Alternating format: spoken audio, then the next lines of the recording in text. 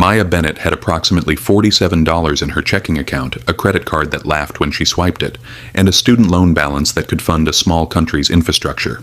Which was why, at 11:47 p.m. on a Tuesday, she was still wiping down tables at a café instead of being home in her questionable apartment watching reality TV like a normal 24-year-old. "Last one," she muttered, flipping a chair onto the final table. The café was empty, the street outside dark except for the flicker of a dying streetlight. Her manager had left an hour ago, trusting her to lock up. Trust. Or laziness. Probably laziness. Maya grabbed the trash bag and shouldered open the back door into the alley, and that was mistake number one.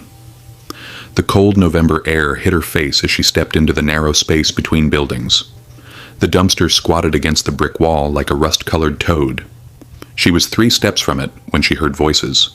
Low and male. Maya froze. She saw 2 men standing near a black SUV parked at the alley's end. One wore an expensive coat that caught the dim light. The other was on his knees. The kneeling man was begging. "Please, I can get it. I just need..." The standing man raised his hand. Maya saw the gun. Her brain screamed, "Run," but her legs had apparently not received the memo.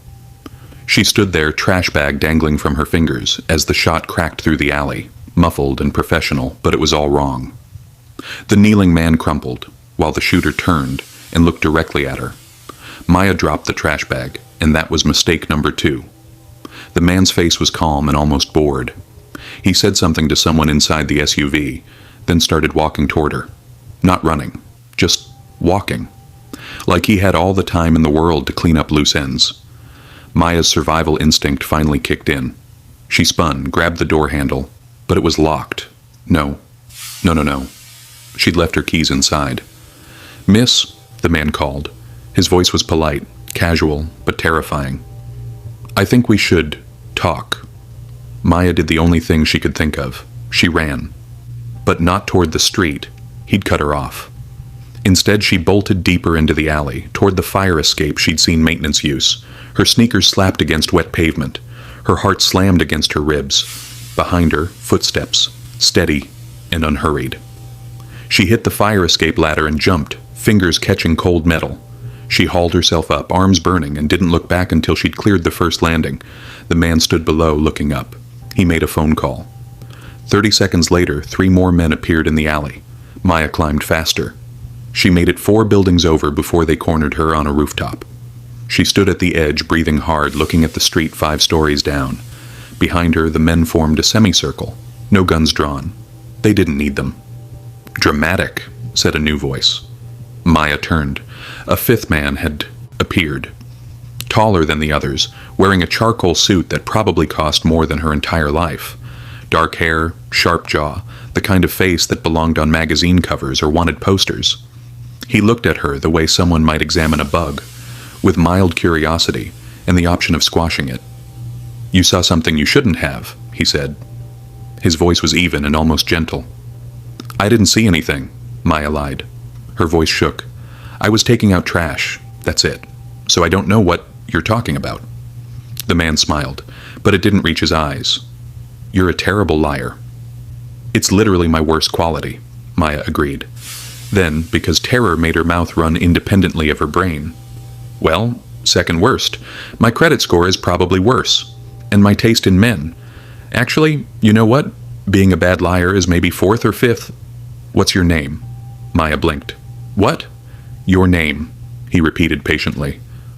"Maya Bennett. And I work at the café. I'm a nobody. I'm so nobody that I'm basically invisible. You could let me go right now and I'd forget this whole thing. I'm very good at denial. It's my primary coping mechanism."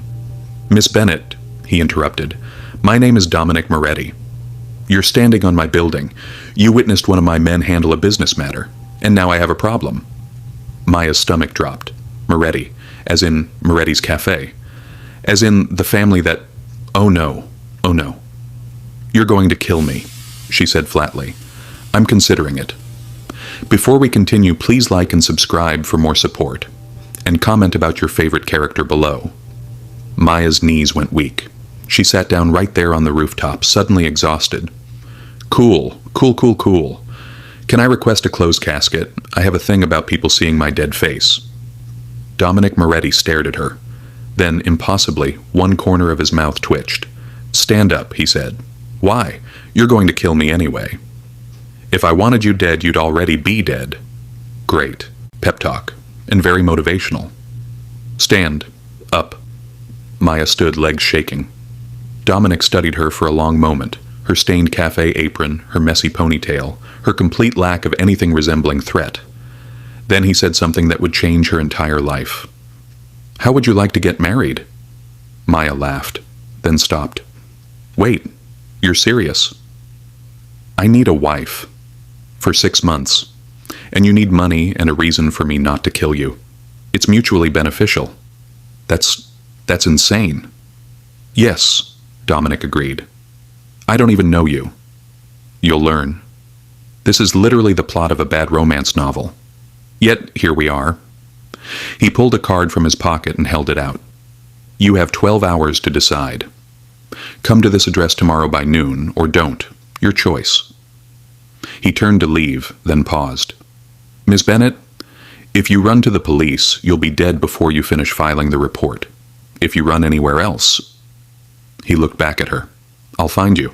I'm very good at finding people. Then he was gone. And Maya was alone on a rooftop, holding a business card, wondering what the hell just happened. She looked at the card. Dominic Moretti, private number, no address. And no company name. Just a phone number and a man who'd offered her marriage instead of murder. Maya sat back down. I need a drink, she told the empty rooftop.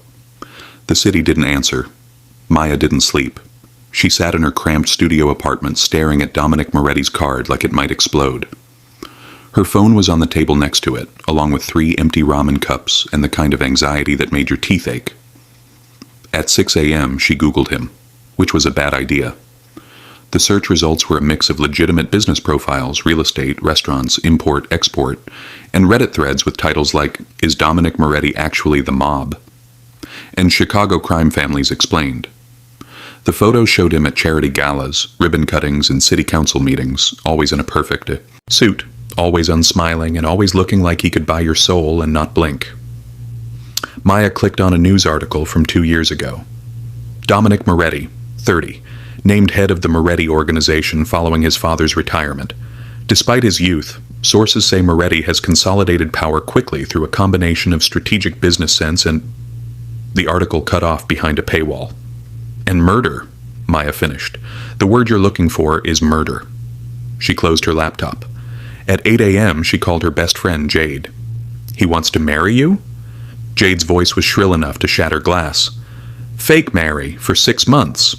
And then I get money and he gets, I don't know, legitimacy? A wife-shaped shield? Maya, babe, light of my life. Are you having a psychotic break? Probably. You can't marry a Mafia boss. He didn't technically confirm he was Mafia. Maya.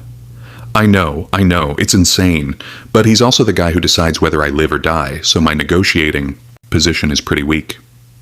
Silence on the other end. Then, what are you going to do?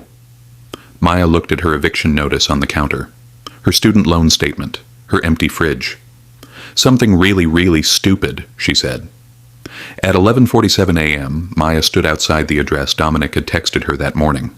It wasn't an office building, it was a mansion. An actual honest-to-God mansion in Lincoln Park. The kind with a gate and a circular driveway and probably a servant's entrance. Maya stood on the sidewalk, staring up at it, wondering if she'd accidentally wandered onto a movie set. A man in a black suit appeared at the gate. He was roughly the size of a refrigerator. Miss Bennett? Yes? Come with me. The gate buzzed open. Maya followed Refrigerator Man up the driveway, through a front door that belonged in a European castle, and into a foyer that made her apartment look like a cardboard box, marble floors, and crystal chandelier. A staircase that curved like something from a music video. Wait here, Refrigerator Man said and disappeared. Maya waited, and was about to leave when Dominic Moretti walked in. He looked different in daylight, less shadowy nightmare, more intimidatingly handsome CEO.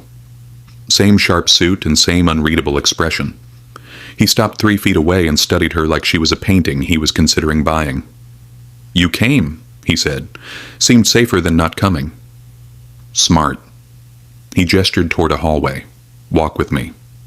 Maya followed him through a series of rooms that looked like they'd never been lived in. A sitting room with furniture no one had ever sat on. A dining room with a table that could seat 20. A library with books organized by color. Everything was beautiful and cold and perfect. You have questions, Dominic said without looking back. Like a million. Ask. Why me? Why marriage? Why not just, I don't know, pay me off and threaten me really hard? Because I need a wife and you were convenient. Wow. Romance isn't dead after all. He stopped walking and turned to face her. Up close she could see his eyes were dark brown, almost black. There was a scar along his jawline, barely visible. 3 weeks ago, he said, the heads of the 5 families held a meeting. They believe I'm unstable, too young, and too aggressive. They're waiting for me to fail. His voice was matter-of-fact, like he was discussing the weather. A wife signals stability and maturity. It makes me look less like a threat and more like a man building a legacy. So I'm, what, window dressing? Strategic optics. And if I say no, you won't. Maya bristled. You don't know that. You're here, aren't you? He tilted his head slightly. You need this, Miss Bennett. And I looked into you. Student debt, eviction notice, a recent ex-boyfriend who emptied your savings account. You're drowning, and I'm offering you a lifeboat. A lifeboat made of murder and crime. Yes. At least he was honest. Maya crossed her arms. What are the terms? Dominic almost smiled. 6 months. We live together. And you attend events with me. Play the role in public. In private, you stay out of my business. After 6 months, you get $500,000 and disappear. Maya's brain stuttered. 500? Tax-free. That's life-changing money. Yes. What's the catch? You can never tell anyone the truth. You can never come back. And if you betray me... He stepped closer. I'll know. And you'll regret it. Maya should have been terrified. She was terrified. But she was also 24, broke, and tired of making minimum wage while her life crumbled. When's the wedding? She asked. Dominic smiled, a real smile this time, sharp and satisfied. Tomorrow. Tomorrow? Paperwork's already filed. The ceremony is at 4 p.m. My people will bring you clothes and prep you. All you have to do is show up and say, I do. This is insane. You already said that. It bears repeating. Dominic pulled out a contract, an actual physical contract, and set it on a nearby table. Read it, and sign it, or walk away. Your choice. Maya picked up the contract. It was 10 pages long, dense with legalese and clauses about non-disclosure and asset protection and... There's a section about heirs, she said, voice rising. You have a section about theoretical future children. Covering contingencies. We're not having children. I know, it's a fake marriage, Miss Bennett. And that's the point. Maya rubbed her face. She thought about her empty apartment. Her parents who still thought she was doing fine. The endless loop of debt and fear and barely surviving.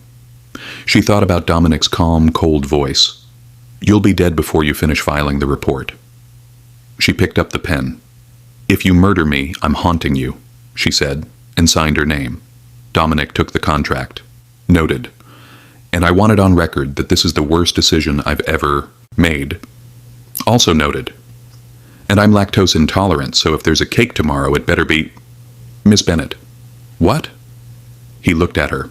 Really looked at her.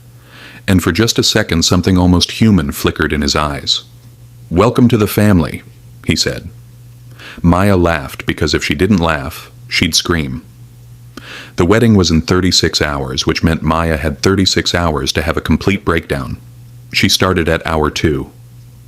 I can't do this, she told her reflection in the mansion's guest bathroom. She'd been moved in that afternoon by a team of silent, efficient people who'd packed her entire apartment into boxes and transported her like precious cargo. Now she stood in a bathroom bigger than her old bedroom, wearing pajamas that cost more than her rent, having an existential crisis. A knock on the door. Miss Bennett?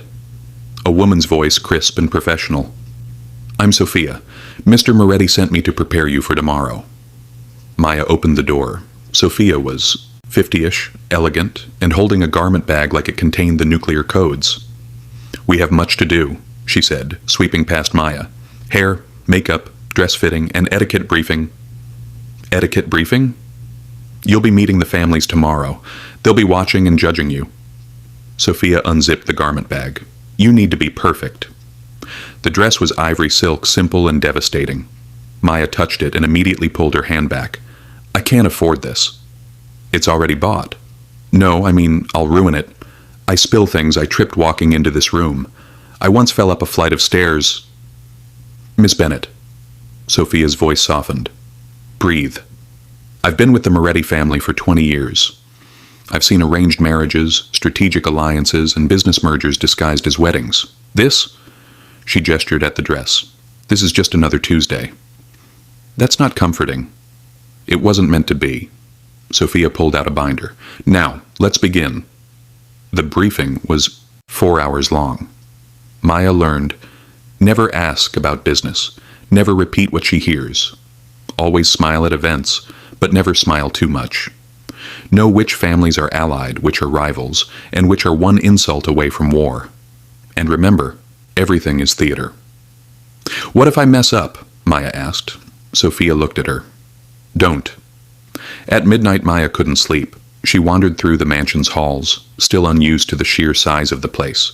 Every room looked like a museum, and nothing felt lived in. Nothing felt real. She found Dominic in his study.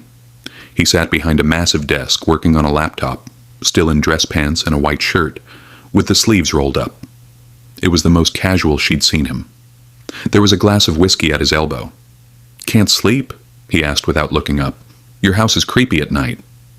"It's not supposed to be comforting." Maya stepped inside.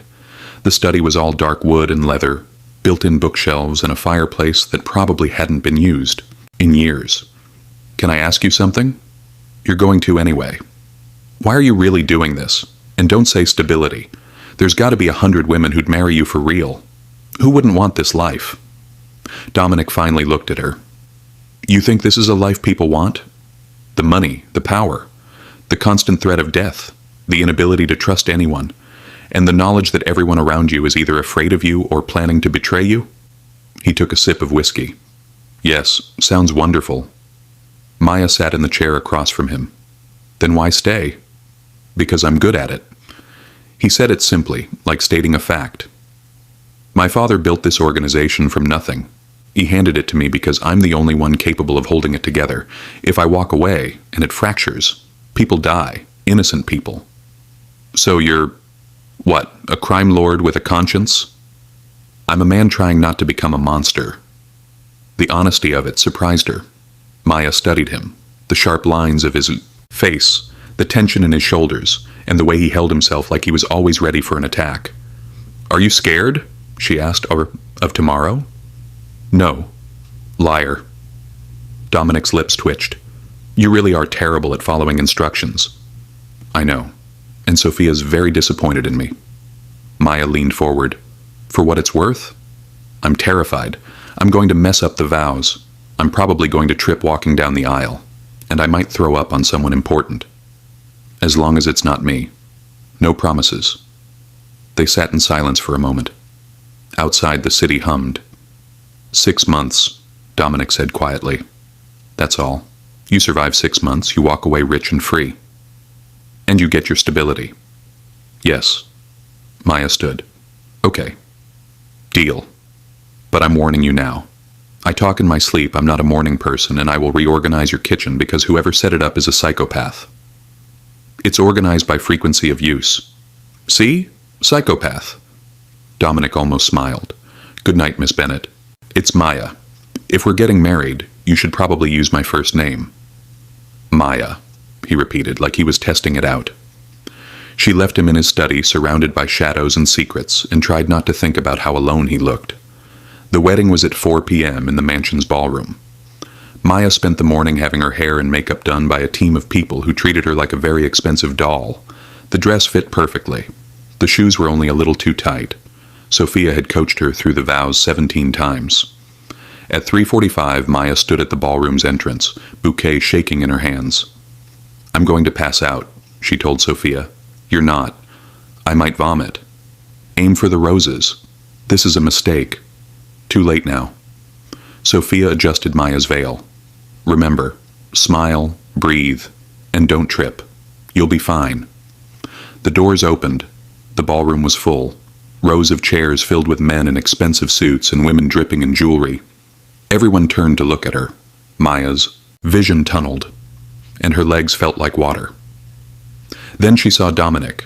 He stood at the end of the aisle in a black tuxedo, perfectly composed, watching her with those dark and unreadable eyes. 6 months, she thought. You can do anything for 6 months. She started walking, didn't trip, and certainly didn't faint. Made it all the way to the end, where Dominic took her hand. His palm was warm, steady. You're doing fine, he murmured. I hate you a little bit right now. Understandable. The officiant, an old man who looked like he'd seen too much, began the ceremony. Maya barely heard it. She was too focused on not passing out, not running, and not screaming. Do you, Dominic Moretti, take this woman? I do, Dominic said, firm and certain. And do you, Maya Bennett, take this man? Maya looked at Dominic, at the scar on his jaw, at the way he stood like he was facing a firing squad. I do, she said. It came out stronger than she expected. Then by the power vested in me, I now pronounce you husband and wife. You may kiss the bride. Dominic leaned in. Maya's heart stopped. His lips brushed hers, light, professional, and over in a second. Nothing romantic, and certainly nothing real. But when he pulled back, his eyes held hers for a moment longer than necessary. Applause filled the room. Maya turned to face the crowd of criminals and murderers, wearing a fake smile and a real wedding ring. Ladies and gentlemen, the officiant announced, Mr. and Mrs. Moretti. Maya's hand tightened on Dominic's arm. He covered it with his own. Act natural, he said under his breath. I don't know what that means anymore. Neither do I. They walked back down the aisle together, and Maya tried not to think about the fact that she'd just married the most dangerous man in Chicago for 6 months, starting now. Maya woke up in her new bedroom and, for a blissful 3 seconds, forgot where she was. Then she remembered.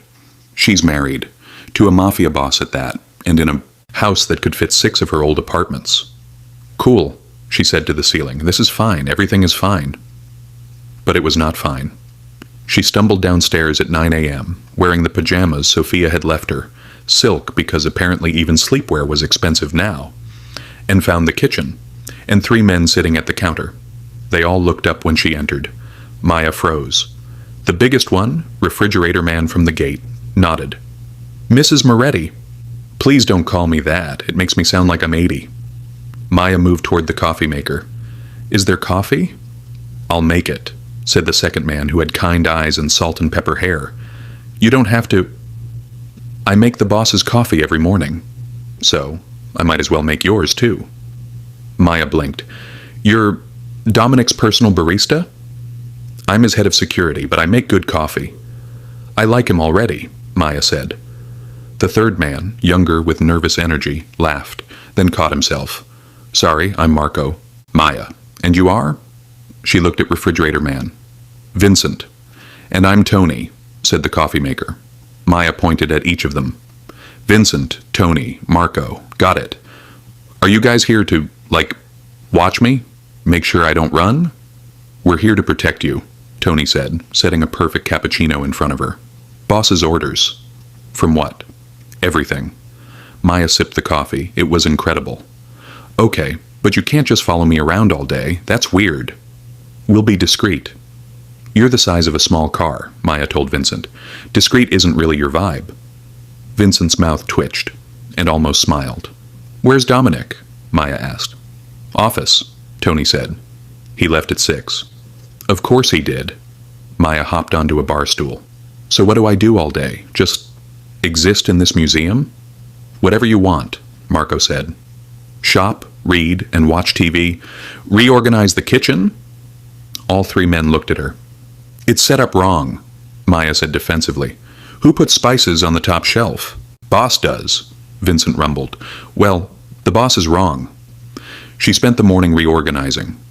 The bodyguards watched in fascinated horror as Maya pulled everything out of the cabinets and restructured the entire kitchen based on actual human logic. Baking stuff together, cooking stuff together, spices where you can reach them. Snacks. Wait, where are the snacks? Boss doesn't eat snacks, Tony said. What kind of psychopath doesn't eat snacks? By noon, the kitchen looked lived in for the first time in years. Maya stepped back, satisfied. Better, she declared. The bodyguard said nothing, but she caught Vincent taking a picture on his phone. Are you documenting this? Maya asked. Boss is going to notice. Good. He should notice that his kitchen was a disaster. Dominic came home at 7 p.m. Maya was in the living room, attempting to make the space look less like a furniture showroom. She'd moved chairs, added pillows from a hallway closet, and found a throw blanket that had never been unfolded. What are you doing? Dominic asked from the doorway. Maya jumped. Jesus, do you teleport? I walked in the front door. Silently, like a ninja. Dominic looked at the rearranged living room, then at Maya. Did you reorganize my house? Just the parts that needed personality. Your living room looked like a hotel lobby, and your kitchen was... Tony told me about the kitchen. Good. It was a cry for help. Dominic crossed his arms. He still wore his suit from the office, though he'd loosened his tie. He looked tired. This is my house. It's our house. Well, for 6 months, and I'm not living in a museum. Maya sat on the newly arranged couch. Sit. I don't take orders in my own home. Sit, please. Dominic hesitated. Then, surprisingly, he sat. Not next to her, at the other end of the couch, keeping distance. Long day, Maya asked. Every day is long. Want to talk about it? No. Cool. Want to talk about literally anything else? Dominic looked at her. Really looked at her.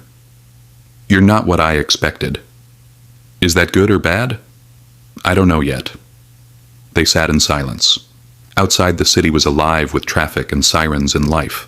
Inside, the mansion was quiet, waiting. I met your bodyguards, Maya said eventually. They're nice. Vincent almost smiled at me. Vincent doesn't smile. He did, barely, and it was like watching a mountain crack. Dominic's lips twitched.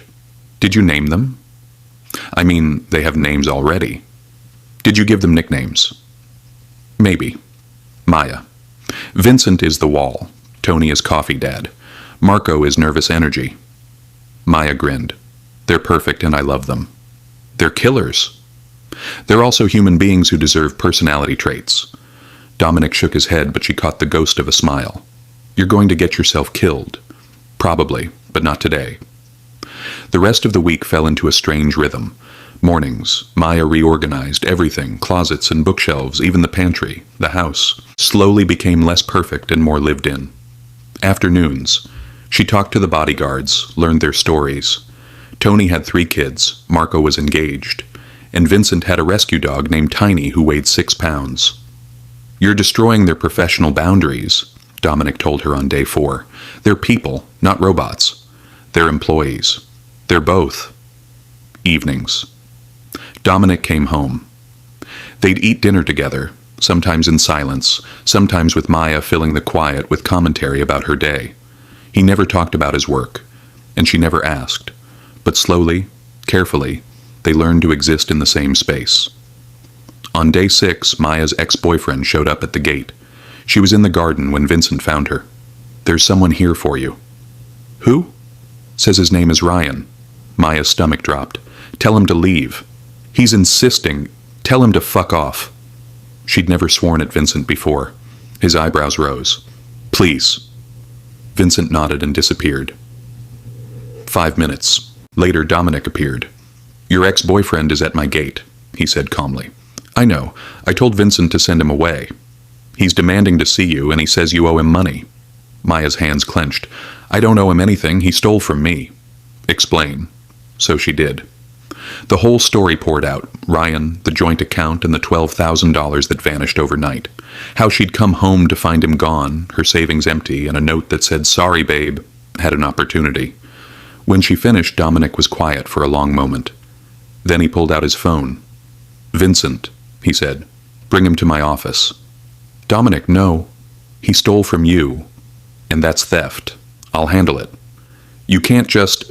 Maya. He looked at her. Trust me. She didn't go to the office, but she heard the shouting. Ryan's voice high and panicked. Dominic's voice low and terrifyingly calm. 20 minutes later, Ryan left. Dominic found Maya in the library. It's handled, he said. What did you do? Had a conversation. He won't bother you again. Dominic, he's wiring back the money, all of it, plus interest. Should hit your account by morning. Maya stared. How did you... I explained that stealing from my wife has consequences. Dominic's voice was even, and he understood. You didn't hurt him? I didn't have to. Maya didn't know what to feel, grateful, terrified, or both. Thank you, she said quietly. Dominic nodded once. You're under my protection now, and that means something. He left her there, surrounded by books and the strange, unsettling feeling that she might actually be safe here. For the first time in years. I can't wear this, Maya said, staring at the dress. It was red and backless, the kind of dress that required confidence Maya absolutely did not possess. You can and you will, Sophia said, unmoved. Tonight is important. Every family will be there, and you need to make an impression. I'll make an impression by falling down the stairs. Then don't fall.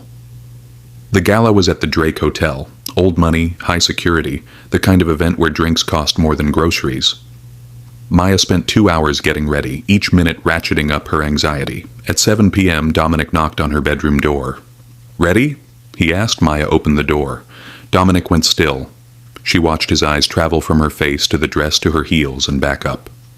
Something flickered in his expression. Surprise? Appreciation. Before his mask snapped back. You look... He stopped. Good. You look good. You don't have to sound so shocked. I'm not... Dominic cleared his throat. The car's waiting. The Drake's ballroom glittered. Crystal chandeliers and ice sculptures. A string quartet playing something classical and forgettable. People in tuxedos and gowns moved through the space like sharks circling prey. Maya's hand tightened on Dominic's arm. Breathe, he murmured. I'm breathing. You're hyperventilating. Same thing. They moved into the crowd. And immediately, people turned, whispered, and stared. They're looking at me, Maya said under her breath. They're looking at us. You're doing fine. I haven't done anything yet. Exactly. Keep it that way. A woman approached, 60-ish, dripping in diamonds, with a smile that could cut glass. Dominic, she purred. How wonderful to see you. And this must be your new wife.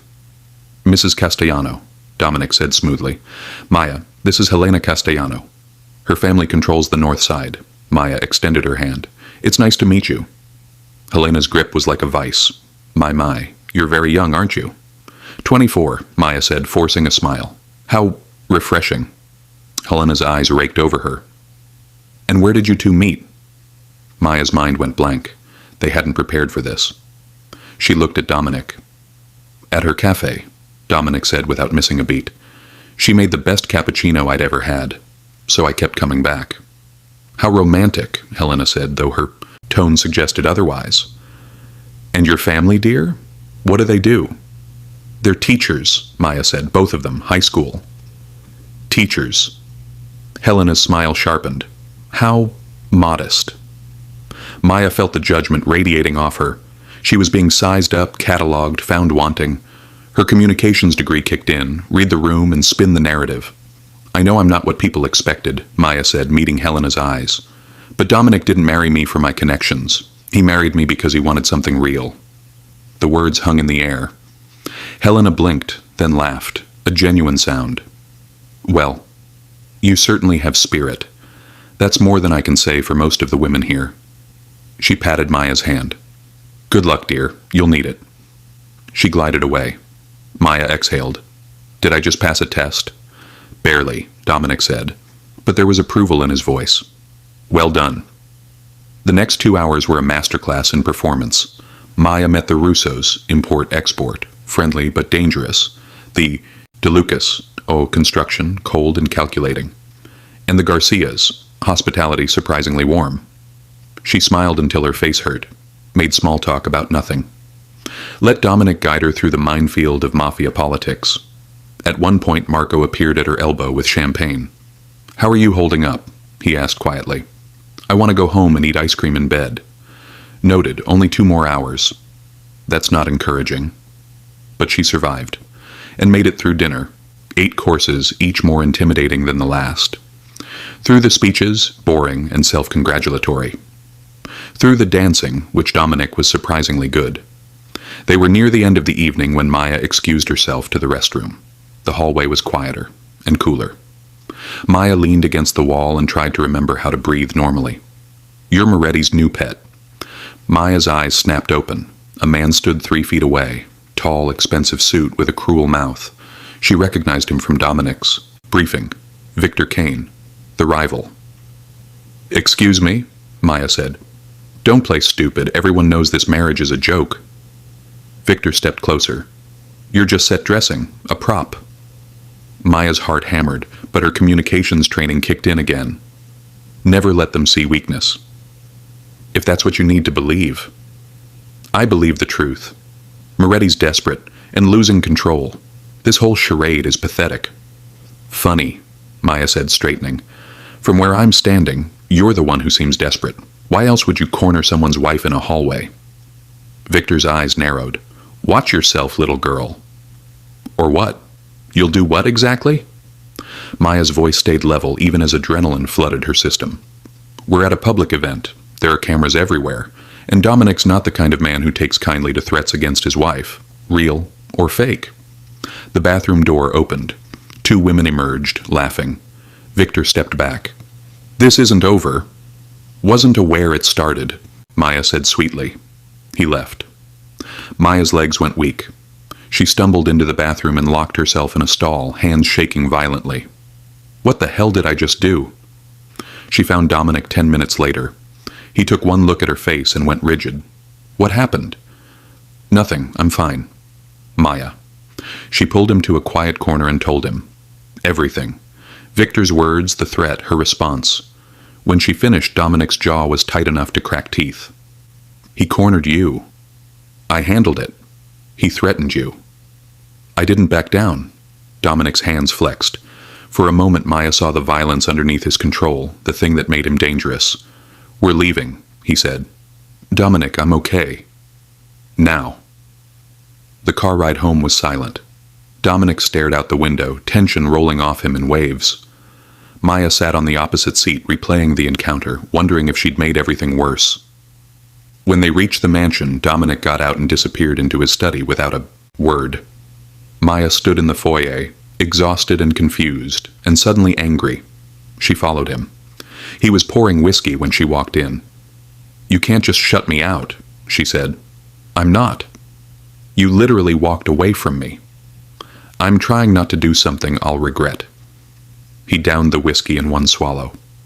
"Do you understand what you did tonight?" "I stood up for myself." "You challenged Victor Kane, a man who's killed for less." "I know who he is." "No, you don't." Dominic turned to face her and his expression was raw, furious, and afraid. "You have no idea what these people are capable of, what I'm capable of. This isn't a game, Maya. This isn't some romantic story where everything works out. People die in this world, easily, and quickly. And you just painted a target on your back." "I had to say something. I don't care what he said." Dominic's voice rose. "Your job is to stay safe, to smile and nod and not antagonize the man who wants me dead. My job?" Maya's own. Anger flared. "I'm not your employee, Dominic. I'm your fake wife, remember? The convenient solution to your stability problem. Don't act like you suddenly care about—" "Of course I care." The words exploded out of him. "You think I don't? You think I can just watch someone threaten you and not—" He stopped and went still. Maya's breath caught. The silence stretched between them, heavy with things neither of them wanted to say. "I'm doubling your security," Dominic said finally, voice controlled again. "Vincent stays with you at all times. No arguments." "Fine. And you don't go anywhere alone, not until this is handled." "Handled how?" "That's not your concern." Maya crossed her arms. "See, this is the problem. You want to protect me, but you won't tell me anything. I'm supposed to just exist in this bubble while you make all the decisions. That was the deal. The deal was also 6 months of fake marriage, but it's starting to feel pretty real to me. The words hung in the air. Dominic stared at her. Something shifted in his expression, surprise, confusion, maybe recognition. Go to bed, Maya, he said quietly. We'll talk tomorrow. But Maya didn't move. You know what I think? I think you're scared, not of Victor, of this. Of the fact that you're starting to actually care about someone and you don't know what to do with that. You don't know what you're talking about. Don't I? Maya stepped closer. I see the way you look at me when you think I'm not paying attention. The way you've been coming home earlier. How you actually laugh now sometimes. This stopped being purely business weeks ago, and you know it. It's still a contract. Then why are you so angry that someone threatened the contract? Dominic had no answer. Maya left him there, alone with his whiskey and his walls, and tried to ignore the fact that her heart was pounding for reasons that had nothing to do with fear. Maya didn't see Dominic the next morning, or the afternoon. Vincent informed her that the boss is handling business with a tone that suggested she shouldn't ask questions, so she didn't. Instead, she did something productive. She called her parents. Sweetie! Her mom's voice was warm, familiar. We've been dying to hear from you. How's married life? Maya sat in the garden, phone pressed to her ear, and tried to figure out how to explain her life without actually explaining her life. It's an adjustment. I bet. You haven't even brought him to meet us yet. Guilt twisted in Maya's stomach. Her parents thought she'd married a businessman. A normal, boring businessman with restaurants and real estate. They had no idea about the rest. Soon, Maya lied. Things have just been busy with the move and everything. Well, we can't wait to meet him. Your father wants to have the hurt my daughter talk. Maya almost laughed. Her father was a 60-year-old high school English teacher who still wore sweater vests. Dominic would eat him alive. I'll warn him, she said. After she hung up, Maya sat in the garden for a long time, thinking about the life she'd left behind. The normal, predictable life, where her biggest worry was paying rent. She didn't miss it as much as she thought she would. That realization was terrifying. Dominic came home at midnight. Maya was in the library, curled up on the couch with a book she wasn't really reading. She heard his footsteps, heard him pause at the doorway. You're up late, he said. Couldn't sleep. She set the book down. Are you going to tell me what you did? No. Is Victor Kane still a problem? He's been addressed. What does that mean? Dominic walked into the library, loosening his tie. He looked exhausted. It means he understands that you're off limits. That touching you means war. That's all you need to know. Did you hurt him? Not yet. Maya studied him. There was something different in his expression, a kind of weariness that went beyond physical tiredness. You don't have to protect me like this. I knew what I was signing up for. Did you? Dominic sat on the opposite end of the couch. Because I don't think either of us knew what this would become. There it was. Acknowledgement. No, Maya agreed quietly. I don't think we did. They sat in silence for a moment. The library felt smaller, warmer, like the walls were closing in, not threateningly, but intimately. Can I ask you something? Maya said. And will you actually answer? Depends on the question. The scar on your ribs, how'd you get it? Dominic's hand went to his side automatically. You saw that? At the wedding. Your shirt pulled weird when you moved. Maya pulled her knees up to her chest. You don't have to tell me. I'm just curious. For a long moment she thought he wouldn't answer. Then, I was 19. My father was teaching me the business. We walked into a meeting that turned into an ambush. I took a knife meant for him. Maya's breath caught. Did you kill the man? Who did it? Yes. 3 days later, after I healed enough to move. His voice was matter of fact. That was the first person I killed. There have been others since. He said it like he was confessing, like he expected her to recoil. Maya didn't. I'm sorry, she said instead. Dominic looked at her sharply. For what? That you were 19 and someone tried to kill you. That your father made you into this. And that you've spent your whole life being a weapon. Something cracked in Dominic's expression. I chose this. Did you? Or did you just not see another option? No answer. Maya unfolded herself and moved closer to him on the couch. Not touching, but near enough that she could feel his warmth. You're not a monster, Dominic. I've lived with you for weeks now, and I've seen you. The real you, not the mask. And you're not what you think you are. You don't know what I've done. I can guess, and it doesn't change the fact that you make sure Tony gets home in time for his kids, bedtime. That you check on Marco's fiancée when she's sick, and that you reorganize your entire life around making sure innocent people don't get hurt. Monsters don't do that. Dominic's jaw worked. You're naive. Maybe. Or maybe you've convinced yourself you're something you're not because it's easier than admitting you're human. She stood before he could respond. Good night, Dominic. Maya. She stopped at the doorway. Thank you, he said quietly, for not being afraid of me. Maya looked back at him, this dangerous, deadly man who looked so utterly alone. I am afraid of you, just not in the way you think. She left him there to puzzle that out. The next week was different. Dominic came home earlier, ate dinner with her every night. They talked, really talked, about everything except the obvious thing growing between them. Maya learned that he liked old movies, that he'd wanted to be an architect before his father died, that he still visited his mother's grave every Sunday. Dominic learned that Maya had wanted to work in PR for nonprofits, that she'd once accidentally set her college dorm on fire making popcorn, and that she was terrified of birds. Birds? He asked, incredulous. They're dinosaurs with feathers. They have dead eyes. Dominic laughed, a real laugh, and Maya's heart did something complicated. On Tuesday, he taught her how to shoot. Why? She asked, staring at the gun he'd set on the table in the mansion's basement range. Because you live in my world now, you should know how to defend yourself. I'm not shooting anyone. Hopefully not. But if you have to, you should know how.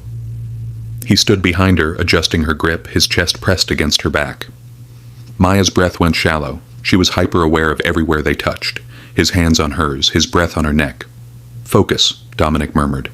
I am focused. On the target, Maya. Right, target. Got it. She pulled the trigger. The recoil startled her, but Dominic's hands steadied her. Again, he said. By the end of the lesson, she could hit the center mass. By the end of the lesson, the tension between them was thick enough to cut. Same time tomorrow? Dominic asked. Okay, Maya said, even though she knew this was dangerous in ways that had nothing to do with guns. On Friday, Dominic's sister came to visit. Maya was in the kitchen when a whirlwind of energy burst through the door. A woman in her mid-20s with dark hair and Dominic's eyes. You must be Maya, she said, pulling Maya into a hug before she could respond. I'm Isabella, Dom's sister. Oh my God, you're real. I was starting to think he made you up. Isabella, Dominic said from the doorway, voice tight. What are you doing here? Meeting my sister-in-law, obviously. Isabella released Maya and spun to face her brother. You got married and didn't tell me until 2 weeks later. I'm offended.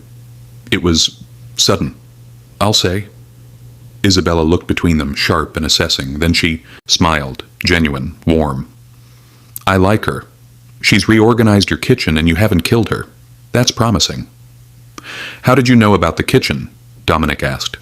Vincent sent me pictures. Said it was the funniest thing he'd seen in years. Dominic shot Vincent, who was standing in the hall, a look. Vincent's expression didn't change. Can I steal Maya for lunch? Isabella asked. Girl talk. Brother-free zone.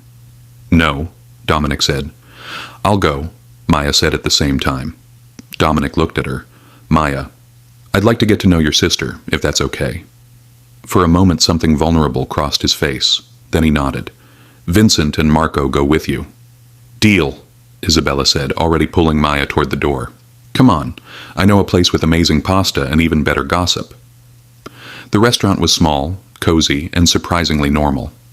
Isabella ordered for both of them in rapid Italian, then turned to Maya with bright, curious eyes. Okay, spill. How did you actually meet my brother? Maya hesitated. What was the truth? What was safe to say? He came into the cafe where I worked, she said carefully. We talked, and he kept coming back. Eventually he asked me to dinner. And you said yes? To Dominic? Who has the emotional range of a brick wall? He's not that bad. Oh, honey, Isabella said, laughing. "You must really like him if you're defending him already." Maya's cheeks heated. "It's not... we're just... hey." Isabella's voice softened. "I'm not judging. I'm actually thrilled. Dom has been alone for so long. Since our mom died, he's just closed off everything that makes him human. But you?" She gestured at Maya. "You're making him laugh. Vincent told me. Said it's like watching ice melt." "Your brother is complicated." "He's terrified," Isabella corrected. "Of caring, of losing people, and of becoming our father." She took a sip of wine. "Our dad was brilliant but brutal and cold. He raised Dom to be a weapon, not a son. When Mom died, it got worse. Dom took over the family business and just disappeared into it, stopped existing as a person." Maya absorbed this. "He thinks he's a monster." "He's not. He's a good man in an impossible situation." Isabella reached across the table and squeezed Maya's hand. "Whatever happens between you two, and something is obviously happening, just be patient with him. He doesn't know how to do this, how to be vulnerable, but he's trying. I can tell." "How can you tell?" "Because he let you reorganize his kitchen," Isabella said, grinning. "Trust me. That's basically a declaration of love in Dom speak." Maya laughed, but her chest felt tight. "Because this was supposed to be fake. This was supposed to end in 6 months. But nothing about this felt fake anymore." That night, Maya found Dominic in his study again. "Your sister is amazing," she said from the doorway. "She's a menace," Dominic said, but there was fondness in his voice. "What did she tell you?" "That you're secretly a softie." "She lied." Maya walked into the study and sat on the edge of his desk. "She told me about your mom. I'm sorry." Dominic's hand stilled on his keyboard. "It was a long time ago." "Doesn't make it hurt less." He looked up at her. They were close, closer than they usually let themselves be. Maya could see the flecks of gold in his dark eyes. "You're dangerous," Dominic said quietly. "Me? I'm the least dangerous person in this house." "No. You're the most dangerous thing that's ever happened to me." His voice was raw, honest. "Because you make me want things I can't have." Maya's heart hammered. "Like what?" "A normal life. A real marriage. Something that isn't built on violence and death." "Dominic." He stood abruptly, putting distance between them. "You should go to bed. Stop running from this." "I'm not running. I'm being realistic." He turned to face her. "In 4 months this ends. You leave. You get your money and your life back. That was the deal." "And if I don't want that anymore?" The question hung between them. Dominic's expression shuddered. "Then you're an idiot." "Maybe I am," Maya said. She slid off the desk and walked toward him. "Maybe we both are, but I'm tired of pretending this is fake, aren't you?" She reached up and touched his face, the sharp line of his jaw, the scar she'd asked about. Dominic caught her wrist. His grip was gentle but firm. "Maya," he said, and her name sounded like a warning. "If we do this, if we make this real, there's no going back. You understand that? You'll be in this life, this dangerous, violent life, forever. I'm already in it. Not like this, not if..." He stopped. His thumb brushed over her pulse point. "I can't protect you if you're this close to me. You become a target, and a weakness, the most valuable thing someone can use against me. I'm not afraid. You should be, but I'm not." Maya stepped closer until they were breath close. "And I think you know why." The moment stretched. Dominic's control was fracturing. She could see it in his eyes, in the tension of his shoulders, in the way he was looking at her like she was the only real thing in his world. Then he broke. He kissed her. Not gentle, and certainly not tentative. This was need and want, and months of restraint shattering. His hands tangled in her hair. Her fingers clutched his shirt. The kiss was desperate, honest, and real. When they finally broke apart, both breathing hard, Dominic rested his forehead against hers. "This is a mistake," he whispered. "Probably," Maya agreed. "I don't know how to do this. How to be normal." "Good thing I'm not asking for normal." He laughed, soft, disbelieving. "What are you asking for?" "You. Just you. The real you, not the mask." Maya pulled back enough to look him in the eyes. "I know what I'm choosing, Dominic. I know the risks. And I'm choosing this anyway. Dominic searched her face. Looking for doubt, maybe. For fear, he wouldn't find it. Okay, he said, and finally, okay. He kissed her again, slower this time, sweeter, like a promise, and like a beginning. 3 weeks of bliss. That's what Maya got. 3 weeks of Dominic coming home early, of stolen kisses in hallways, of falling asleep next to him and waking up wrapped in his arms, and of learning what it meant to be loved by a man who'd forgotten how to feel anything. 3 weeks before, everything went to hell. It happened on a Tuesday. Maya was at a boutique in the Gold Coast, shopping for a dress for an upcoming charity event. Vincent and Marco flanked her, professional and watchful. She was trying on a blue dress when her phone buzzed. A text from Dominic. Thinking about you. She smiled, typing back, Sap, I'll be home in an hour. She sent the text. That was when the lights went out. Vincent? Maya called. No answer. She stepped out of the dressing room into darkness. The boutique's emergency lights should have kicked on. They didn't. Marco? Still nothing. Maya's heart started to pound. She felt her way toward where she'd left her guards, and her hand touched something wet. She pulled back, looked down. Even in the darkness, she could see the dark stain on her fingers. Blood. A hand clamped over her mouth. Don't scream, a voice whispered. Come quietly and your guards live. Maya bit down hard. The man cursed, but 2 more pairs of hands grabbed her. Something pressed against her neck. Cold, sharp. A needle. Sweet dreams, Mrs. Moretti. The world went fuzzy, then black.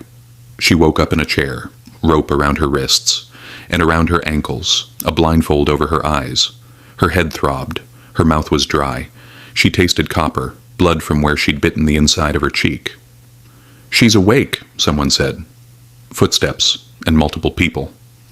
Maya forced herself to breathe, to think. Dominic had taught her. Panic kills you, but clear thinking saves you. Mrs. Moretti, a familiar voice said. Or should I call you Maya? After all, we're going to be spending quite a bit of time together. Victor Kane. If you hurt me, Maya said, proud that her voice didn't shake, Dominic will kill you. Oh, I'm counting on it. Victor sounded pleased. That's rather the point. Your husband has been a thorn in my side for far too long, but he cares about you. Everyone can see it, which makes you perfect leverage. He won't negotiate with you, won't he? Let's test that theory.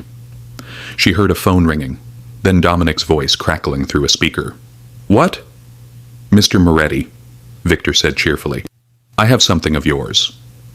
Silence. Then, low and dangerous. If you've touched her, she's fine, for now. Here, say hello to your husband, Maya. Someone ripped off her blindfold. She was in a warehouse. Concrete floors, high ceilings, and exposed beams. 5 men surrounded her, all armed. A camera was pointed at her face, showing her image on a laptop screen. On that screen, Dominic. He looked like death personified. His face was colorless, and his eyes black with rage. And behind him she could see his study, Tony and Vincent in the background looking equally murderous. Hi, Maya said, trying for casual and landing somewhere near hysterical. This is not how I wanted to spend my Tuesday. Maya. Her name came out strangled. Did they hurt you? I'm fine. Little dizzy from whatever they drugged me with, but... Touching, Victor interrupted. Now, let's talk business. You want your wife back. I want... Name your price, Dominic said immediately. Victor smiled. I want you to step down. Publicly. Dismantle your organization and leave Chicago. Do that, and she lives.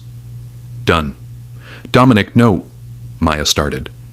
I said done, Dominic repeated. His eyes never left Maya's face on the screen. I'll have my lawyer draft the papers, and you'll have everything within 72 hours. Smart man, Victor said. See, that wasn't so... But first, Dominic continued, voice dropping to something inhuman. I need proof she's alive, and unharmed. I need to see her stand up, walk, and speak without coercion. Victor frowned. You're watching her right now. I'm watching a video feed that could be doctored. I want proof. You're not in a position to make demands. Then I'm not signing anything. Dominic leaned toward the camera. I've spent my entire life in this business, Victor. I know every trick. and every manipulation. You want me to give up everything I've built? Fine. But I won't do it on faith. Prove she's alive and well, or I'll burn your entire operation to the ground and take my chances finding her in the ashes. Victor's jaw tightened. He gestured to his men. Cut her loose. They untied Maya's wrists and ankles. She stood on shaky legs, forcing herself to stay upright. I'm fine, she said to the camera. To Dominic. I'm okay. Walk, Victor ordered. Maya walked a small circle. See? Perfectly fine. Probably going to have rope burns and maybe some trust issues, but... Maya, Dominic said. His voice was gentle now. Careful. I need you to listen to me. Can you do that? She looked at the camera, at his face on the screen. Okay.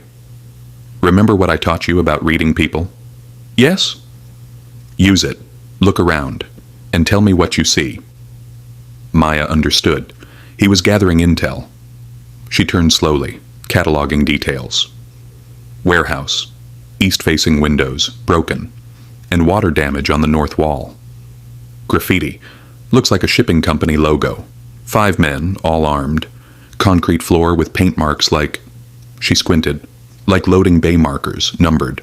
I can see a 7 and a 9. Good, Dominic said. That's good. Now... Enough, Victor snapped, stepping in front of the camera. You have your proof. 72 hours, Moretti. After that, well... He pulled out a knife, testing the edge against his thumb. I'll start sending her back to you in pieces. The feed cut out. Maya's knees buckled. One of Victor's men caught her arm, shoving her back into the chair. Tie her back up, Victor ordered. Wait, Maya said. Her communications training screamed at her. Stall, humanize, connect. Can I ask you something? Victor paused. What? Why do you hate him so much? Dominic, I mean. What did he actually do to you? He exists, Victor said flatly. His father promised me the Moretti organization. I worked for it, bled for it. And then the old man died and handed everything to his son instead. A boy. An untested and arrogant... He stopped himself. It should have been mine. So this is about ego, Maya said. This is about justice. This is about revenge, and there's a difference. Maya kept her voice steady, conversational. You know what I think. I think you're so focused on what you didn't get that you can't see what you have. Your own organization. Your own power. But it's not enough because it's not his. You don't actually want the Moretti Empire. You want to beat Dominic, to prove you're better. But you're not. Victor's hand shot out, gripping her jaw. Careful. I'm just stating facts, Maya said. Dominic built something, you're just trying to tear it down. And that's not power, that's weakness. He released her, fingers leaving red marks. You've got spirit, I'll give you that. Too bad it won't save you. He walked away, leaving her with his men. Maya sat there, wrists being retied, and did the only thing she could think of. She started talking. Any of you guys married? She asked the nearest guard. He blinked. What? Married, any significant other, or someone waiting at home. Yeah. Wife and 2 kids. Boys? Girls? One of each. That's nice, Maya said genuinely. What are their names? The guard looked confused. Why do you care? Because you're a person, Maya said simply. Not just some nameless guy with a gun. You're someone's husband, someone's dad. And I'm guessing you didn't sign up for this job thinking you'd be guarding kidnapping victims in warehouses. The guard said nothing, but he didn't tie the ropes as tight. Hours passed. Maya talked to every guard who came near her, asked about their families, their lives, made them see her as human, not just a bargaining chip. It was a communications 101 technique, weaponized empathy. By hour 4, one of them had brought her water. By hour 6, 2 were having doubts. By hour 8, when Victor returned, the atmosphere had shifted. Subtly, but Maya could feel it. Comfortable? Victor asked. Not really. But your guy Marco, not my Marco, your Marco, told me about his daughter's soccer team, so that's been nice. Victor shot Marco a look. Marco stiffened. Stop fraternizing with the prisoner, Victor snapped. I don't care. Victor turned to Maya. Your husband has 50 hours left. Then we see how much he really loves you. He'll come for me, Maya said confidently, before the deadline, and when he does, you should really think about what happens next. He gave his word. The papers... Are you kidding? Maya almost laughed. You think Dominic's going to actually give up his empire? The papers are fake. The negotiations are a stall. He's buying time to find me. Victor's expression darkened. He wouldn't dare. He absolutely would. Because that's what you don't understand about him. You think he's like you, ambitious, power-hungry. But he's not. He cares about people, about loyalty, about protecting what's his. Maya met his eyes. And I'm his. So yeah, he's coming. And you should be very, very afraid of what happens when he gets here. Victor backhanded her. Pain exploded across her face. Her vision blurred. Shut up. Victor leaned close. Your husband is not going to save you. He's going to sign over his empire, and then I'm going to kill you anyway. Just to watch him suffer. Maya tasted blood, but she smiled. No, you won't, she said. Because if you kill me, you lose your leverage. And without leverage, you're just a mediocre criminal with delusions of grandeur. Victor raised his hand. Again. Boss! One of his men rushed in. We have a problem. What? Moretti. He's here. Victor went pale. What? Outside. With what looks like 30 men. They've got us surrounded. 8 hours. Dominic had found her in 8 hours. Maya wanted to cry with relief. Victor pulled out his gun, grabbing Maya and hauling her to her feet. The ropes cut into her wrists. He's bluffing. He's not, the guard said, voice shaking. They've cut the power to the entire block. They have military-grade equipment. Boss, we need to... An explosion rocked the building. The east wall blew inward. Smoke filled the warehouse. Men shouted. Gunfire erupted. Maya hit the ground as Victor dove for cover, dragging her with him. Her shoulder screamed in pain, but she twisted, using the chaos to work at the ropes around her wrists. Through the smoke, figures moved, fast, efficient, and lethal. Dominic's men. And then, him. He emerged from the smoke like something out of a nightmare, gun in one hand, face set in absolute fury. He moved through Victor's men like a force of nature. 3 shots, 3 bodies. He didn't slow down. His eyes found Maya. Everything else ceased to exist. Maya, he shouted, here. She'd gotten one hand free, was working on the other. Victor grabbed her, pressing his gun to her temple. Stop! Everyone stop or I blow her brains out. The warehouse went silent. Dominic froze 20 feet away. His gun was pointed at Victor's head, but he couldn't risk the shot, not with Maya between them. Let her go, Dominic said. His voice was eerily calm. Drop your weapon. Not happening. Then she dies. Then you die immediately after, Dominic said. And it won't be quick. I'll make sure you feel every second of it. Victor's hand shook. You were supposed to give up. You were supposed to... Did you really think I'd let you take her? Dominic's voice dropped to something inhuman. That I'd give you anything but death? She tried to warn you, Victor. She told you. I was coming. You should have listened. I have the gun. You have nothing, Dominic interrupted. Your men are dead or captured. Your operation is finished. Your only chance at living through the next 60 seconds is to let her go. Now. Maya felt Victor's grip loosen. Just slightly. She remembered the self-defense Dominic had taught her. The pressure points. The weak spots. She drove her elbow back into Victor's ribs, hard. He gasped. The gun moved away from her head for a fraction of a second. That was all Dominic needed. The shot was perfect. Victor crumpled. Maya stumbled forward, and Dominic was there, catching her, pulling her into his arms so tightly she could barely breathe. I've got you, he said against her hair. His voice shook. I've got you. You're safe. Maya clung to him. Started to laugh, then cry, then laugh again. 8 hours. You found me in 8 hours. 7, Dominic corrected. He pulled back, hands framing her face, checking for injuries. 7 hours and 43 minutes. The warehouse markings you described. There were only 4 locations in Chicago that matched. You... His voice cracked. You were perfect. So perfect. And so smart. You taught me. I taught you to survive. You outsmarted them. And humanized yourself. Turned his men against him. Dominic's thumb brushed the bruise forming on her cheek. His expression went murderous. He hit you. He's dead now. Not dead enough. Dominic. Maya caught his hand. I'm okay, I promise. Shaken up, but okay. He pulled her close again. Around them, his men were securing the warehouse, rounding up the few of Victor's crew who'd survived.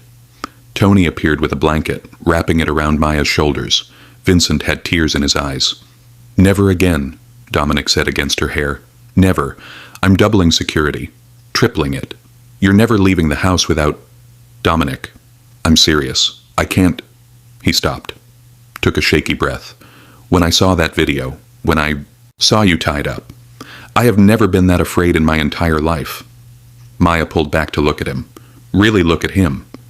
At the man who'd mobilized an army for her, who'd torn apart a city to find her, who was holding her like she might disappear. I love you, she said. Dominic went still. I know it's insane, Maya continued. I know this whole thing is crazy and dangerous and we're both probably idiots, but I love you. And I needed you to know that. For a long moment, Dominic just stared at her. Then he kissed her, desperate and grateful and full of everything he couldn't say. When he pulled back, his eyes were bright. I love you too. God help me. I love you too. Good, Maya said, because you're stuck with me now. No more fake marriage. This is real. This was always real, Dominic said. From the moment you reorganized my kitchen and didn't flinch when I told you what I was. It's been real. Then I guess we're doing this. I guess we are. He kissed her again, and somewhere in the smoke and chaos and aftermath, surrounded by violence and danger, Maya had never felt safer. The hospital visit was mandatory. Maya argued, but Dominic was immovable. So she sat in a private room while doctors checked her over, declaring her bruised, but otherwise fine. No concussion, no permanent damage, just rope burns, some bruising, and the lingering effects of whatever sedative Victor's men had used. You were lucky, the doctor said. Maya didn't feel lucky. She felt exhausted. Dominic stayed by her side the entire time. He didn't speak much, just held her hand, his thumb brushing across her knuckles in a repetitive, soothing gesture that felt like he was reassuring himself she was real. When they finally got home at 3 a.m., the mansion felt different, warmer, real. Bath? Dominic asked. Please. He drew her a bath in the master bathroom, adding salts and oils like he'd done it 1,000 times. Maybe he had, for other people, other situations. Maya didn't ask. She sank into the hot water and felt some of the tension leave her body. Dominic sat on the floor beside the tub, still holding her hand. You don't have to stay, Maya said quietly. I know. I'm okay. I know that too. He looked at her. Humor me. So she did. They sat in silence for a while, the only sound the gentle lap of water. I killed 4 people tonight, Dominic said eventually. To get to you. I know. Does that bother you? Maya thought about it. Really thought. A month ago? Yes. Now? She squeezed his hand. I'm grateful. Is that wrong? Probably. Then I guess we're both wrong. Dominic's lips quirked. What a pair we make. The worst. Maya shifted in the tub. What happens now? With Victor gone? His organization will fracture. Some will try to rebuild. Most will cut their losses and leave Chicago. Dominic's voice was matter of fact. The other families will see this as my victory. My position is stronger than it's ever been. Because of me? Because they saw what I'd do to protect you, what I'd risk, what I'd destroy. He met her eyes. You made me vulnerable, but somehow that made me stronger. I'm like your emotional support wife. He actually laughed. Something like that. Maya studied him. Are you okay? Really? I will be. I just need... He stopped. I need to process that I almost lost you. But you didn't. But I could have. His jaw tightened. If you hadn't been so smart. If you'd panicked instead of thinking. If any number of things had gone differently. But they didn't, Maya interrupted. I'm here, you're here, we're both okay. This time. The words hung between them. Because he was right.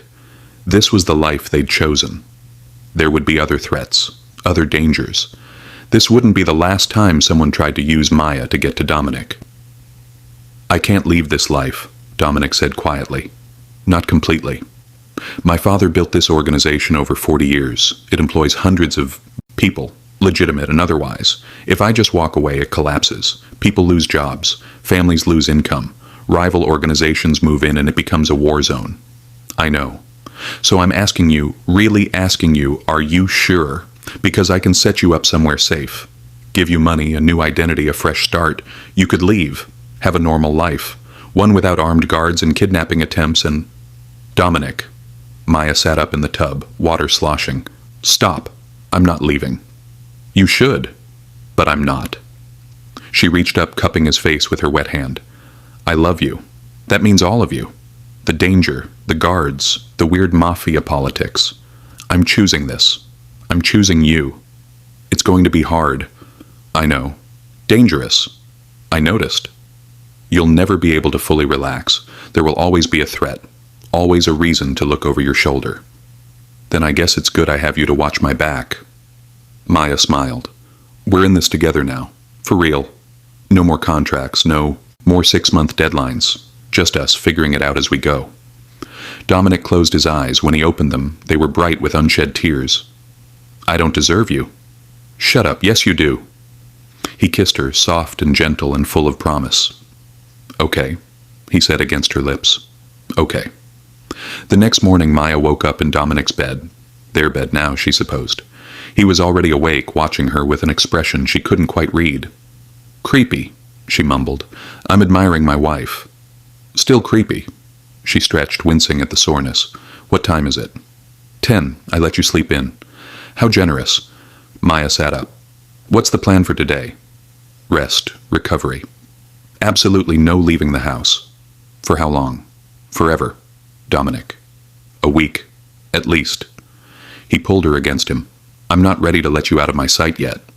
What about work? Tony's handling it. I'm taking time off. Maya blinked. You never take time off.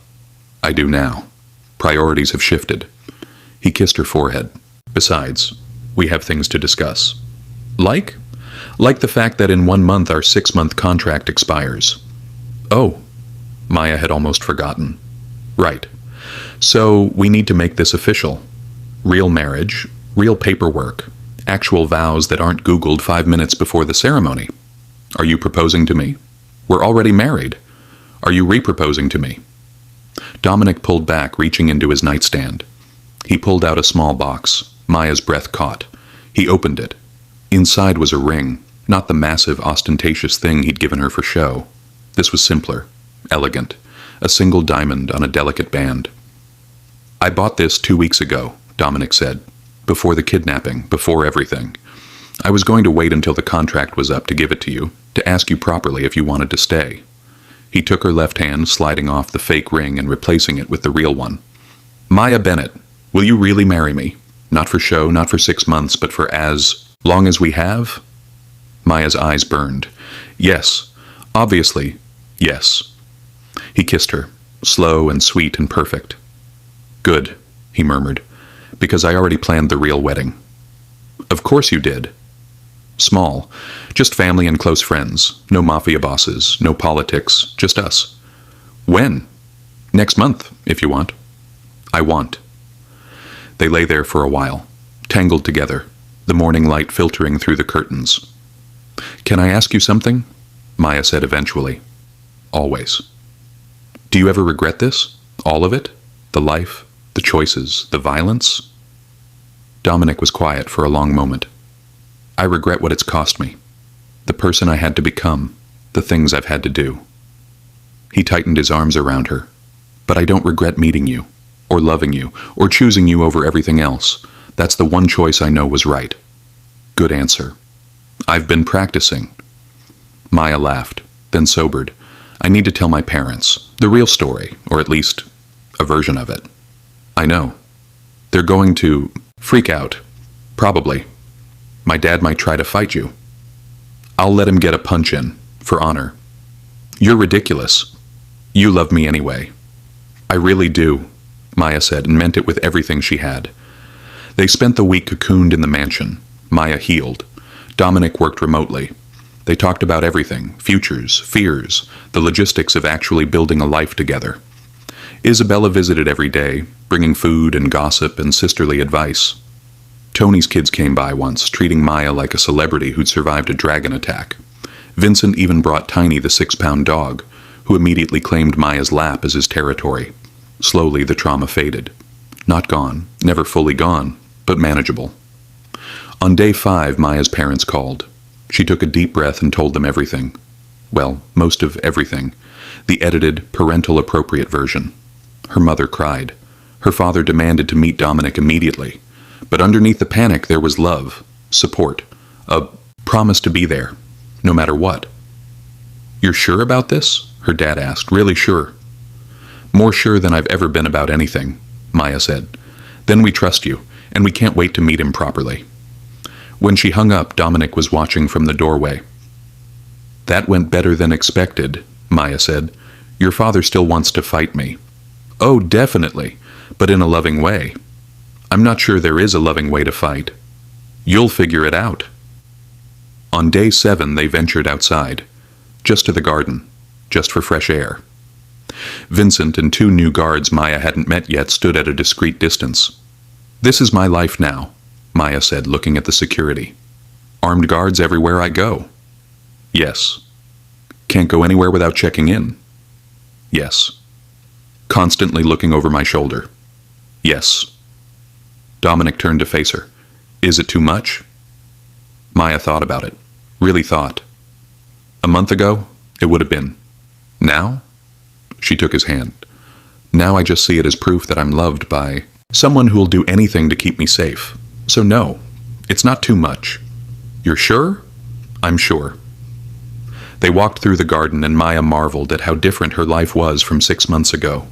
Then she'd been drowning in debt, trapped in a dead-end job with no hope of anything better. Now she was married to a Mafia boss, living in a mansion, protected by men who'd die for her, loved by a man who'd literally gone to war for her. It was insane. It was dangerous. It was perfect. "What are you thinking about?" Dominic asked. "How you've ruined me for normal relationships." "Good. That was the plan." "What, to trap me?" "To keep you." He stopped walking, turning to face her. "Forever if you'll have me." "Forever sounds good," Maya said. He kissed her there in the garden, surrounded by guards and danger and the life they'd chosen together, and Maya had never felt more free. The wedding was nothing like the first one. No ballroom, no Mafia bosses taking bets, and no fake vows or professional distance. Instead, a small garden ceremony at the mansion. 40 guests, string quartet playing something soft and sweet. Flowers everywhere. White roses, Maya's favorite. Her parents sat in the front row, her mother already crying, her father looking at Dominic with a mix of suspicion and grudging respect. They'd met the week before, and after a long conversation, and yes, her father had gotten in one symbolic punch, which Dominic had taken gracefully. They'd given their blessing. Isabella was Maya's maid of honor, practically vibrating with excitement. Tony, Vincent, and Marco stood with Dominic, all 3 men looking slightly uncomfortable in tuxedos. But the biggest difference, this time, it was real. Maya walked down the makeshift aisle, no dramatic entrance, just her father's arm and her own 2 feet.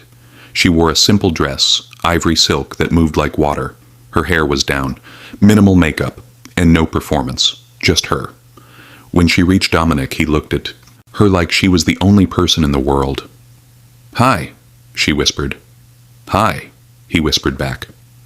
The officiant, a kind-faced woman Isabella had recommended, smiled at them both. "We're gathered here today to celebrate the marriage of Dominic and Maya.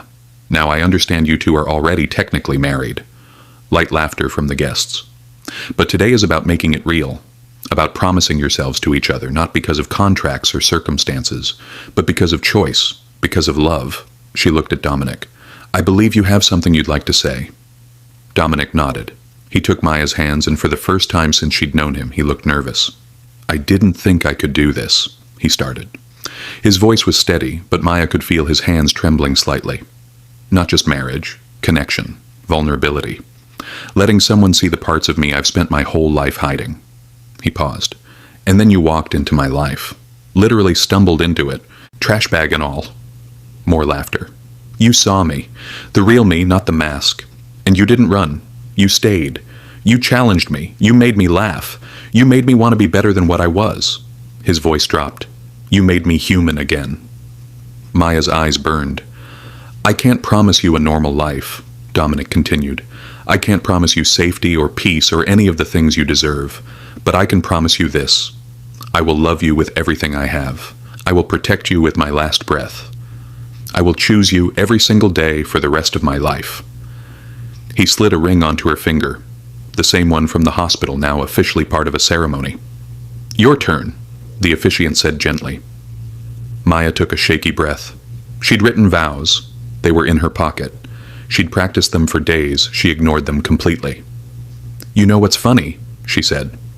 "6 months ago you offered me money and protection if I'd marry you, and I said yes because I was desperate, because I had no other options.